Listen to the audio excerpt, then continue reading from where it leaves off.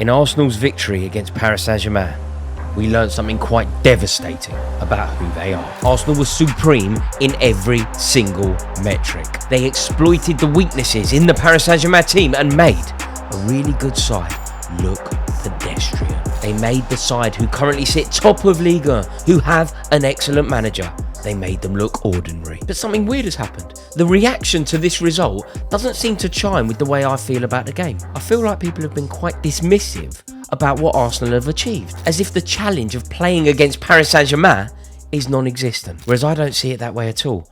I see that victory as a statement win for Arsenal. I've often dismissed Arsenal's chances of winning European silverware because of their pitiful record in European competition. The weak underbelly, when they come up against one of the big boys, they will falter. But that result against Paris Saint-Germain could be the sea change, because Paris Saint-Germain are a heavyweight. Historically, Paris Saint-Germain have a very similar record to Arsenal in Europe. But in recent years, Paris Saint-Germain have been far superior. In fact, in the past 5 seasons, Paris Saint-Germain have been to the semi-finals 3 times. So in the past 5 years, Paris Saint-Germain have been one of the best 4 teams in Europe on 3 occasions. They've also been to a final that they were very unlucky not to win, but Arsenal beat them easily, without even having to play that well themselves. And I feel like Arsenal have needed this result. For years, I have been snide about them in Europe. They have a pitiful record in Europe. They have a laughable record in Europe. Even under Mikel Arteta, his crowning moment in Europe was being beaten at home by Unai Emery. Unai Emery, who was sacked by Arsenal. So I have repeatedly mocked my mates who support Arsenal about how poor they perform in Europe. Basically, we've been able to say, whenever they come up against significant opposition, they will capitulate. But maybe that has changed off the back of that victory against Paris Saint-Germain. Look, PSG aren't favourites to win it. I don't think they'll win it.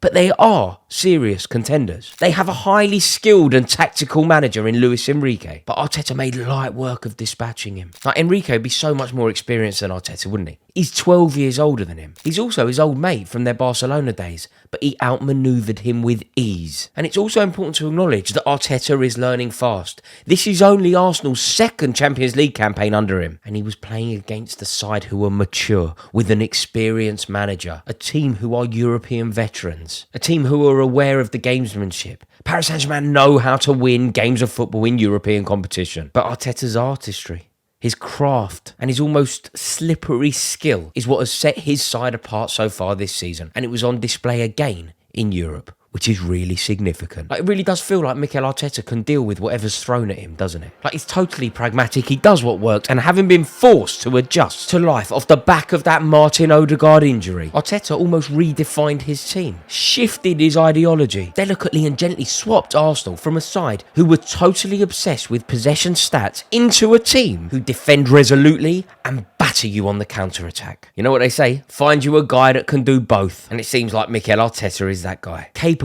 of the most serious level of catenaccio, just as we saw them do in the second half against Man City. But also, a few days later, we saw them go for the jugular against Leicester. Attack, attack, attack. They can defend when necessary and attack when necessary. And that is why, rather painfully, I have to concede that they are my tip for the league. I always have a problem with a manager that tries to be a version of another manager. If you are a tribute act to the great Pep Guardiola, you will never be a better manager than Guardiola. At best, you will be a B-Tech version of the great man himself. Nobody is better at being Pep Guardiola than Pep Guardiola. So you have to innovate, you have to create, you have to come up with your own ritual, your own vision, your own ideology, your own dogma, your own outlook, your own principle. And I think Mikel Arteta has learned that. Like, it's certainly not a coincidence that the 2 managers that have managed to stop Pep Guardiola winning the league are Jurgen Klopp and Antonio Conte. Both of those managers see the game through their own lens. Both are totally true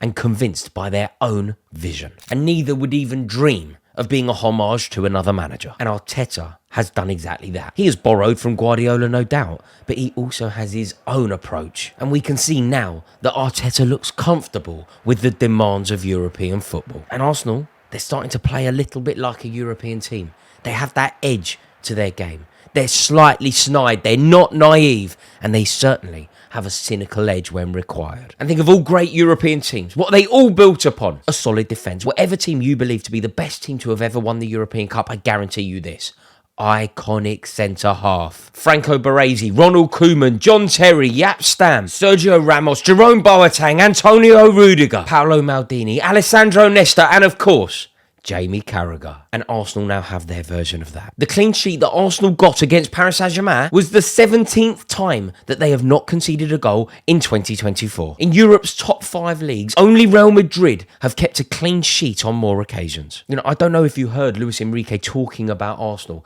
but he heralded Arteta's team as the best team in Europe without the ball. Now that's Luis Enrique talking. Sometimes there are idle comments from former players. Sometimes we know that it's a former player talking about his former team and there is a natural bias there. But Luis Enrique praising this Arsenal team to that effect, really, people need to listen.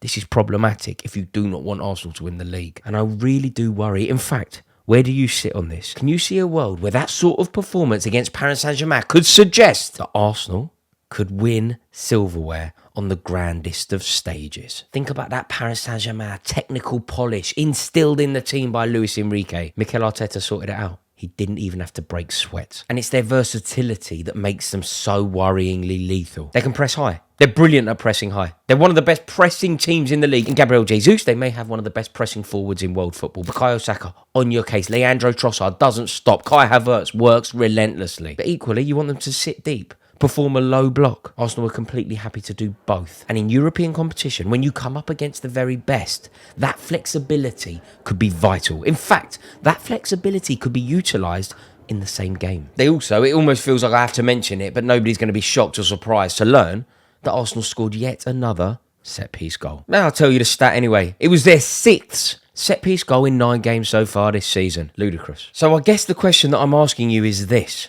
are Arsenal ready to become a genuine European force? Arsenal were the football equivalent of the 3-pin plug. Useless in Europe. I have spent my whole life laughing at Arsenal fans when it comes to European competition. I have mocked, I have derided, I have viciously ridiculed any Arsenal fan I can find when it comes to their record in Europe. Now, of course, they had their moment against Parma when Alan Smith scored, but there were so many more moments to laugh at. I remember being at Stamford Bridge and our whole end behind the goal was doing "Let's all do the Seaman" off the back of what happened to David Seaman and Arsenal in Paris. I remember singing about Naeem from the halfway line, although we had to stop that because Arsenal fans returned the favour by singing Kanu from the corner flag. But it was something we always had over Arsenal. Even when we were bad, we were good in Europe. In 1998, Arsenal won the double, but we went to Stockholm, the Rosunda Stadium, and we lifted a European trophy. The following year, we beat Real Madrid in the Super Cup. Arsenal could only dream of such a thing. And yes, they got to a Champions League final before us, but it was the Chelsea boys who equalised it. Belletti and Eto'o,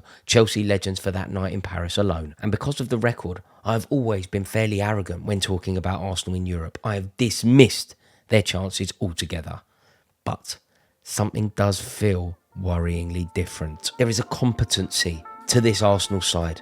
There is a European flavour to this Arsenal side. There is an element of edge and spite and venom that is essential to be a good European side. And the way that they dismantled a top team with European pedigree and an excellent experienced manager in Luis Enrique really does trouble me. So my question to you is this: are Arsenal ready to launch a serious and sustained bid to win their first European Cup?